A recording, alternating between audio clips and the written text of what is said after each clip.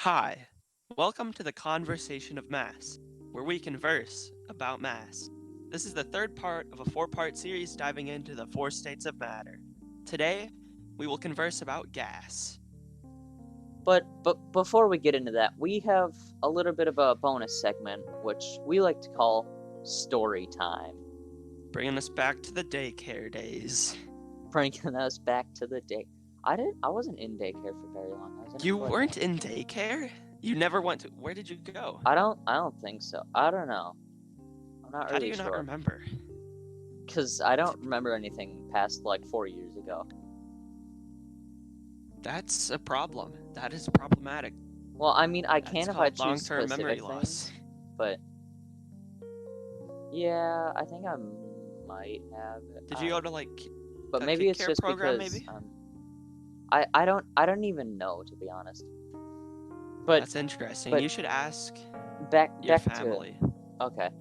Back to To story time. story time, where we dive a whole one day back, at least from when we're That's a recording pretty this. long time, not gonna lie. I know. I don't think I can remember that long It ago. it starts just about 24 At this hours time? ago. Yeah, December about 30th this of time. 2019. It's currently 12:08 p.m., which is about when I texted you. 5 minutes away from when I needed to pick you up. Actually, no, I think you texted me at 12 o'clock. But 12 o'clock? in order for you all to understand that, we dive even further back to, I believe, it was either the day before Thanksgiving or break? just, in general, everything. So me, Ryder, and some other people were planning to take a trip to the Ridgedale Mall and go to Breakout Games, not sponsored, and go to an escape room.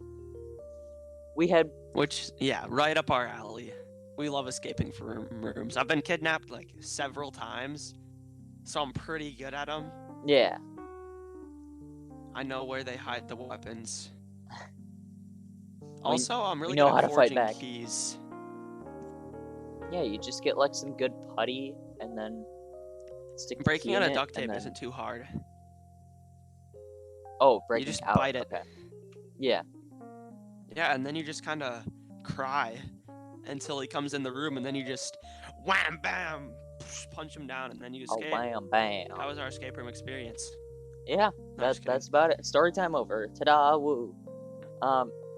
Okay, no. But anyways, So we had previously done one with one of the people that went to this room and another person. And so it was us and two others. yes. And we had went to this escape room called The Kidnapping at the same place, where you got blindfolded and handcuffed, and it was fun. You had fingers, like cut off fingers and stuff. There were a lot of fingers. There were a lot of There fingers. There was a hand there that was fell a from the scary ceiling. amount of fingers. Not attached to anything. There were just fingers in bottles. It wasn't very pleasant. Yeah.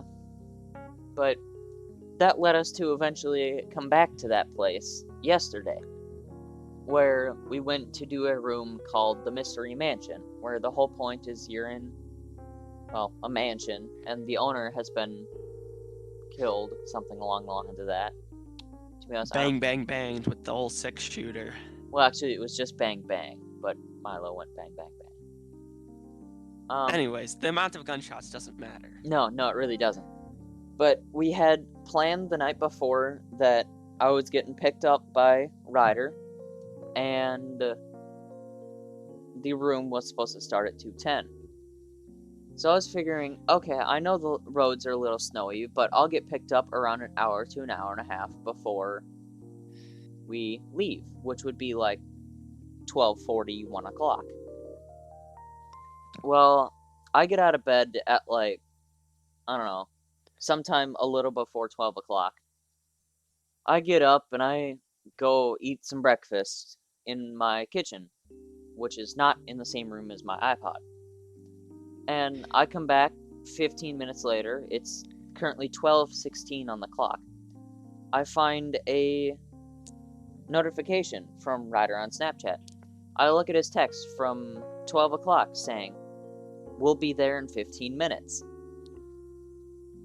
And then I come cruising around the corner and drive straight into your house. That's pretty much what Yeah, happened. The so roads were very icy.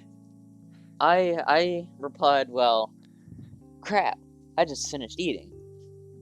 So then I'm trying to read what he's saying while also trying to make my bed at supersonic speeds. And then I proceed to have to get up, shower, brush, and Fumble over your legs. and get And then outside somehow make it outside.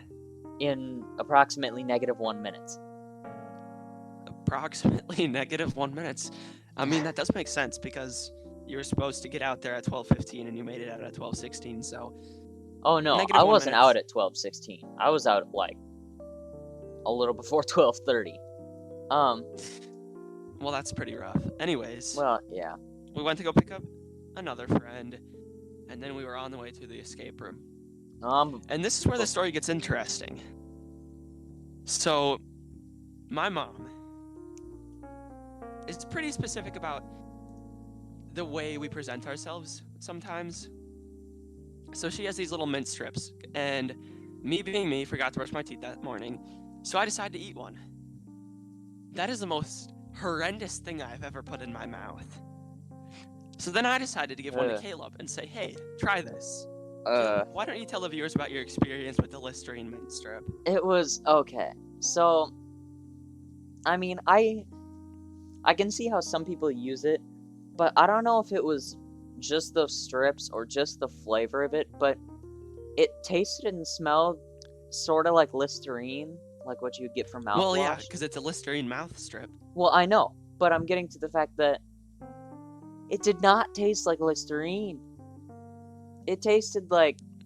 It tasted like dirt. You know, spicy dirt. You know how in like Walmart you get those brands that are like Great Value or something, and they shove like their Fruity Tooties right next to the Fruit Loops in the cereal aisle? Yeah, it was like that, but for Listerine. And Yeah. it was so... I placed it on my tongue, closed my mouth, and as soon as my tongue hit the roof of my mouth and it like contacted my taste buds, my mouth, like, I suddenly just, like, all my muscles contracted, like, It's like eating rice paper, except it hurts. It's like spicy Cheeto rice paper. It's not that somehow tastes like dirt water. It wasn't even that It tastes spicy. like ice, it was but just dirt. disgusting. And It's then like when you... It's like a dog peed on snow, but it was minty. And in a rice paper strip. Basically, yeah. I still taste it in my mouth. I don't think... It was a very traumatic experience. I'm trying my best not to. But, yeah, as soon as that happened, I basically shoved it against the roof of my mouth and got it off of my tongue. And just kind of let it sit there. The texture was like I didn't know what the to worst part, too. Oh, the yeah. way it went in dry, and then it got all mushy and sticky, and it would just stick to anything it touched, and there was nothing you could do about it but wait for it to melt, and it just burned when you kept it in the same place. And then later, the worst part of it all, it contains semi-cancerous materials. Well, Pulalen. The cosmetic database finds pulalen to be a low-hazard ingredient, though a Japanese study in 1985 did find that one or more in vitro tests of pulalen on non-mammalian cells showed positive mutation results that could potentially lead to cancer. When did you say that experiment was done? 1985. So Yeah. It's not the most recent. Yeah, And it it's was also from on 30 years ago. Non-mammalian. Yeah, it was also on non-mammalian cells. So, I mean... Yeah, I think we're you're probably fine not with going to Listerine get cancer. strips. You're more likely to get cancer from the cancer-flavored double fluids. Yeah, such as vapes. But, I mean, you can still get cancer from the cancer-flavored Death Square mint. It wasn't a square, it was a rectangle. But Caleb, I do not have the patience to discuss geometry with you today. We'll get to that another day. So we're about 25 minutes into this car ride, and then we had those mints, which made it a lot worse. Yeah. It was. And the third person riding along with us, he couldn't even hold the mint strip because the smell made him want to vomit. It didn't really smell from the outside. It smelled like regular Listerine, but he hates mints in the first place. So it didn't turn out well. Anyways, we make it to the escape room. Meet up with the fourth. That was after we walked around the mall in a group of 3 mall guys. Why do you have to be like that? I had to do it because I know how much you hate it. Makes sense. Okay, yeah. So we walked around the mall, looked at a few stores, went back to the escape room, met up with the fourth, and then we did the escape room. Pretty fun. We got to shoot a gun a few times. We got Milo shot Caleb a few times. Pretty realistic shooter experience right there. Yeah. We made it out of the room with about 9 minutes to spare, I think. Yeah, I think we had like 51-21 or something like that. 51-21. Yeah, it was pretty good. It was a good escape room. Solid 8.9 out of 10, I would say. Would you agree? Yeah, I'd say somewhere around there. I'd have to do a little more in-depth memorying to give a full rating, but then we hop in the car and start on our journey home. And we were planning on going back to this third friend's house, but that didn't work out. Toxic fumes, yes. His house ended up being treated with some chemicals, and the planning just didn't work out. So we made a second plan. I just want to say, I didn't even know in the first place that we were heading to his house afterwards. Well, then it would have been a surprise. Yes, it would. Surprise ruined. So we decided to go to a restaurant instead. And I am still mad about this. Okay. And I will be mad about this for the rest of my life. You will be mad about it. We checked 4 ice cream locations, Caleb. 4. None of them were open. Not a single one. One of them was closed for the winter, and 2 of them were closed because it's Monday. Because... Who cares if it's Monday? I want my ice cream, bro.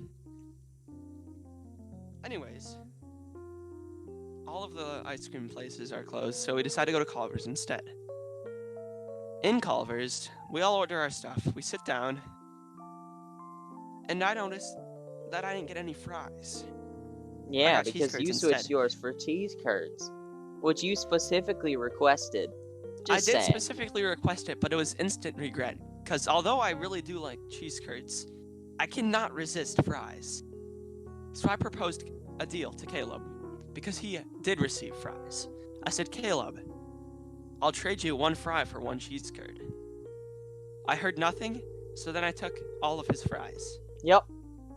So not only did I not accept it, but I proceeded to respond, I don't really like cheese curds in the first place.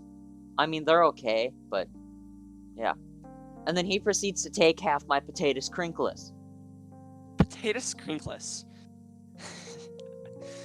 So that... I don't think that's a scientific name for crinkle cut fries. No, it's not. But Ryder asked, like, what was the genus or some crap of the potatoes. Oh, yes. And what ingredients were used. I was taking his fries, and Caleb was like, stop taking those. And I was like, stop taking what? Unless you give the exact scientific name of what I'm taking from you, I will not stop taking it. And Caleb couldn't figure it out, so he just said Potatus Crinklus. And I guess I kind of accepted it, because then I stopped eating his fries, because I was full. No, you didn't. You really didn't. I'll get those fries back to you someday, Caleb. Don't worry about it. Oh, I won't forget. I won't forget about the Potatus Crinklus. The Potatus Crinklus Massacre. Now it's permanently documented. Of 12/30/19. Potatus Crinklus. In potato we may rest. In potato. Okay. But and that pretty much concludes story time. I have one more mini story.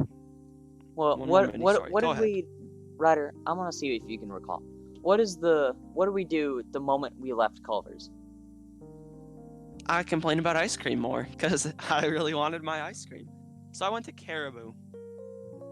Yeah, he made us all go to Caribou so he could get his frozen hot chocolate. It's like Yep. no offense to anyone, but it's like a stereotypical 9th, 10th grade girl. Like, oh my god, I need my coffee. Except it didn't have any coffee. It's not in it. even a coffee drink. It was. I need It my contains Caribou. no coffee. I'm pretty sure I didn't say it like that. No, but that's what it sounded like. I need my Caribou. I think that's what you wanted it to sound like. I don't think that's what it sounded like. That's because it in the was slightest. funny. I think the sound waves coming out of my mouth must have been altered before they went into your ear, because that's not what I said. But it was also funny because at Culver's, so we originally went there to get like ice cream, aka the frozen custard or whatever. So I'm sitting there. Custard is not ice cream. I don't care. It still tasted good. But it tastes good, but it does not compare to ice cream. Well, oh well. We couldn't find any ice cream. It's based on milk or cream cooked with egg yolk to thicken it, and sometimes flour, cornstarch, or gelatin can be added. So it's pretty different from ice cream. Okay, well, I was apparently the only person to get custard there, because we get to the table, and then I find out Ryder ordered a hamburger with cheese curds, and our other friend ordered chicken tenders with more Potatus Crinklus. And I'm sitting here with my concrete mixture of Snickers and M&Ms and a small side of fries. That was not a small side of fries. That was a large size. I made sure that it was a small. There were at least 33 Potatus Crinklus sitting there. Good. We're in America. And I ate about a third of them. Yes, you did. Anyways. So, that about concludes Storytime numero uno. And I have no idea how that relates to gas in any way. No, we just thought it'd be an important story to share with you. It was just kind of something that we wanted to I have an idea. Speak of. So that entire time, Caleb, what was surrounding us? That entire time, throughout that entire story, what was surrounding us? I see what you're going. Gases. Gases were surrounding us. So does that mean technically every story involves gas? Involves, yes. Focuses on, no. I mean, technically anything can have, well, probably not anything, but most everything can have gas in it if you just look hard enough. And by gas, are we talking about the homogeneous mixture of small, relatively lightweight hydrocarbons that you put into your car that makes it go vroom vroom? No, because gas in that instance is simply just a shortened version of gasoline, which is another word for petroleum. So what type of gas are we talking about then? We're talking about the state of matter gas, in which it is a substance or matter in a state in which it will expand freely to fill the whole of a container, having no fixed shape, unlike a solid, and no fixed volume, unlike a liquid. Okay, just wanted to clear that up. Just make sure everybody understands that we're not talking about the car vroom vroom yummy juice. We're talking about the oxygen breathing juice. It doesn't always have to be oxygen though, but yeah, the oxygen breathing juice. And most people would assume that oxygen is the most common gas, but that's far from correct.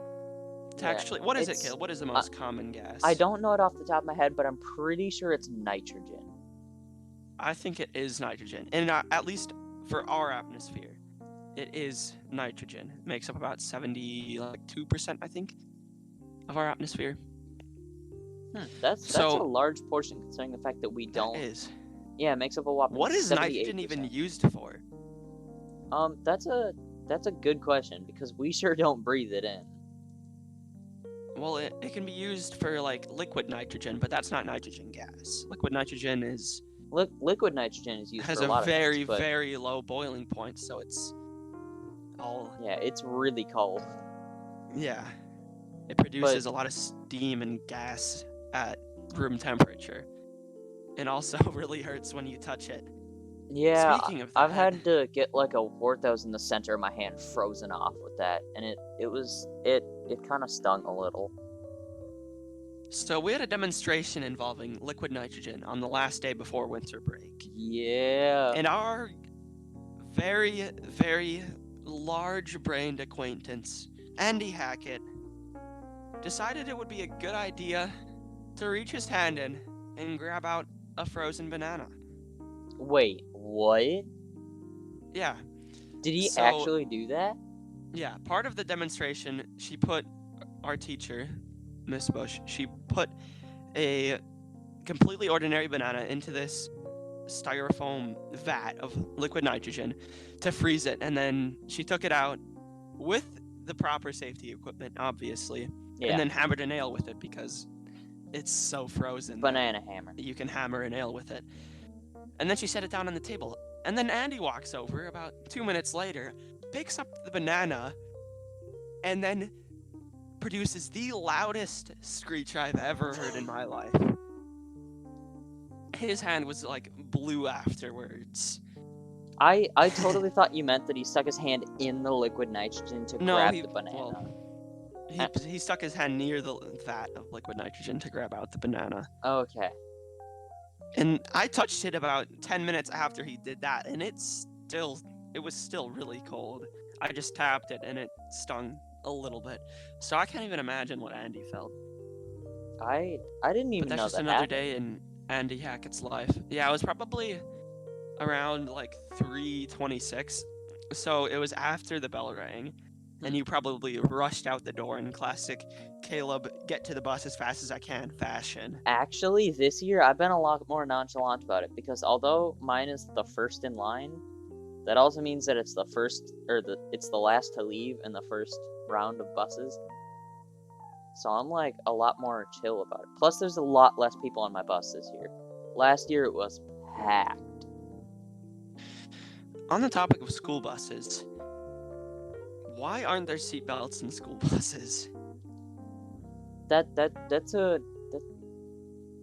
probably You'd think should with know all that, the but I government don't. funding that goes into schools and how much other stuff has its safety regulated so severely, they don't have seatbelts on buses. Like, what if a bus just flipped over? Everybody's flying. Yeah, it's not the greatest of things. But I guess it would also be a lot harder to make buses with seatbelts and then have people sit in them. But public buses have seatbelts. Well, some of them do. Yeah, it depends like on what river you're riders. Yeah. Like really public buses, like bigger buses probably don't. But smaller buses used for transportation do. I don't know. Oh. Yeah, I got a answer to the seatbelt question right here. The simple answer is they don't need them. In a cost-benefit analysis, the cost of adding seatbelts to school buses outweighs any potential benefits according to the NHTSA studies. Modern school buses are large and heavy and their passengers sit high off the ground. This means they are remarkably safe. That actually makes a lot of sense. That does make a lot of sense, actually. Because, I mean, if a bus did flip and kids were in seatbelts and that bus was upside down, they would just be hanging there. Yeah, kinda. And it's hard to flip a bus. Yeah, the way they're built.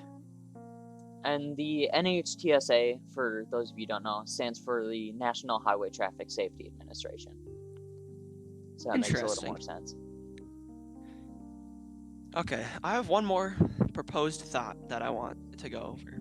So, let's say the sun were just to go poof.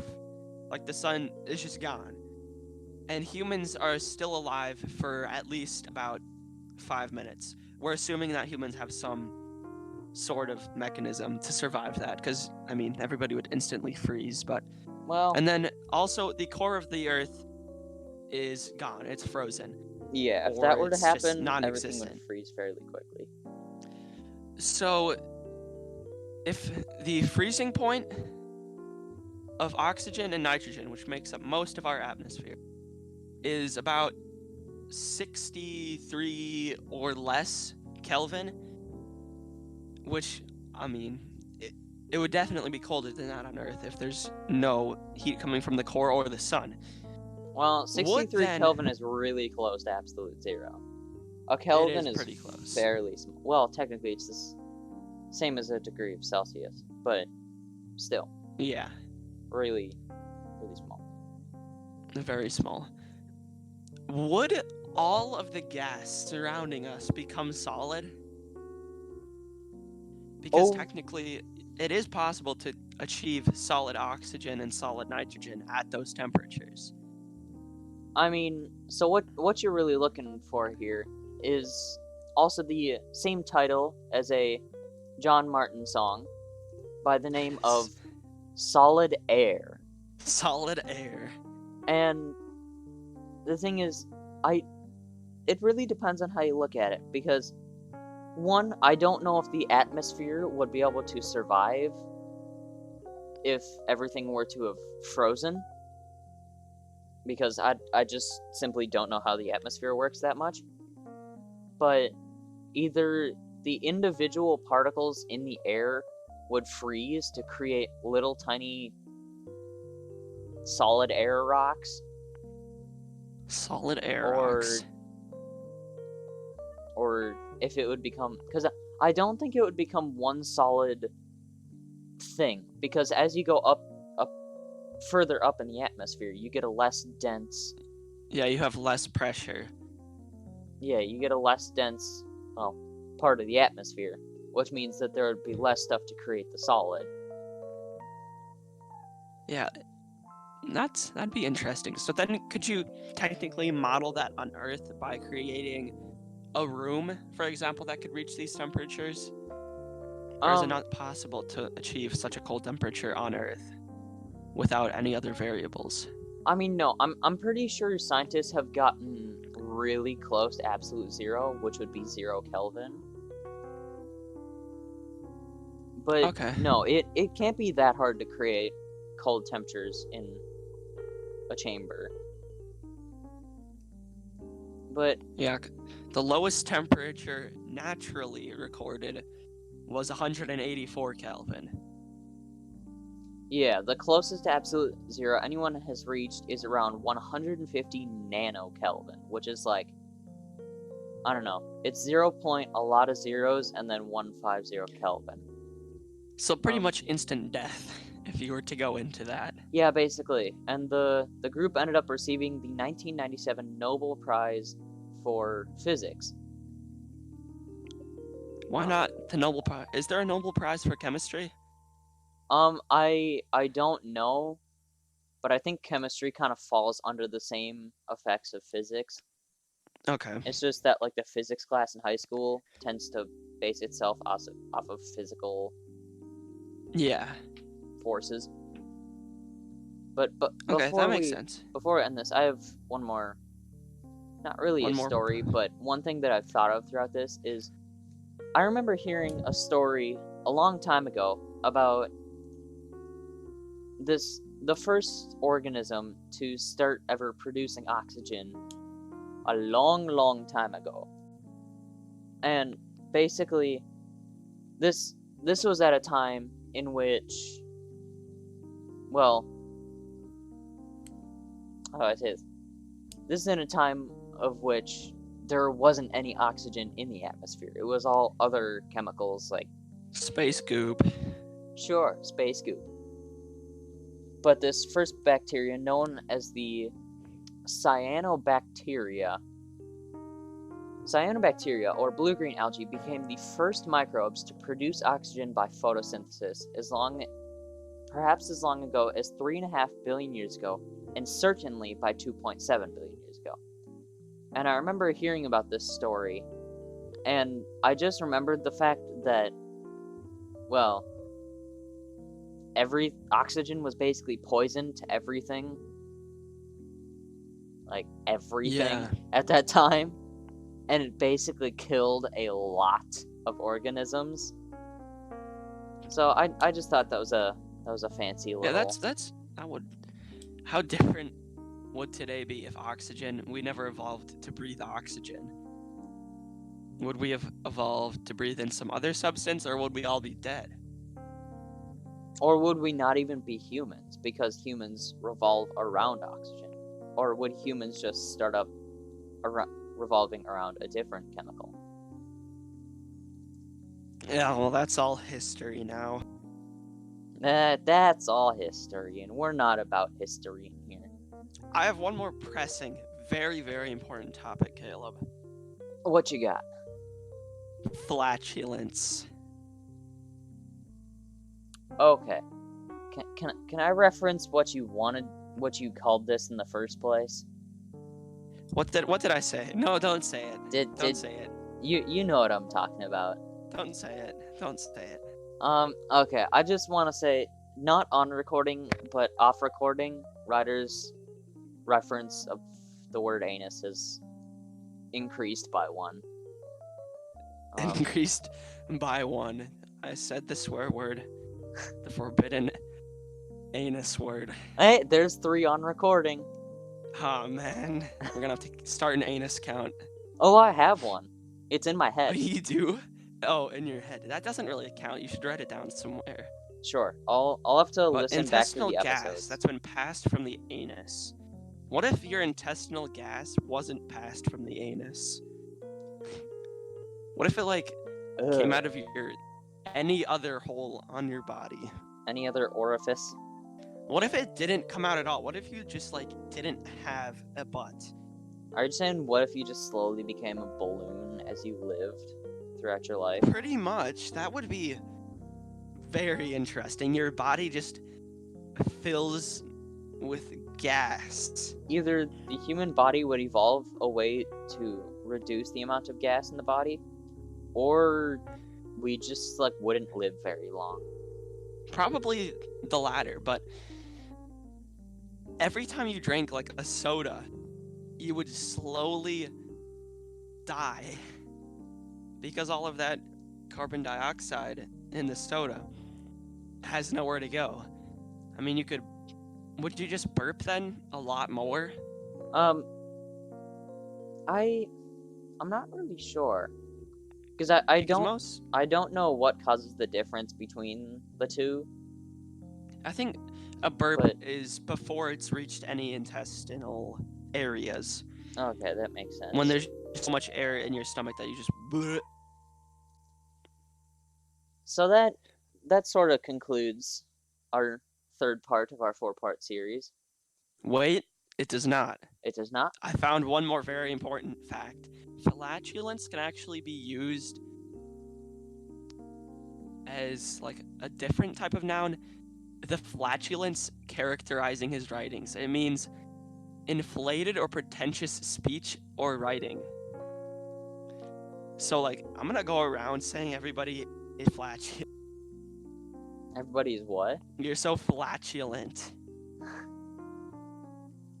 Caleb, stop being so flatulent. I'm not writing anything down.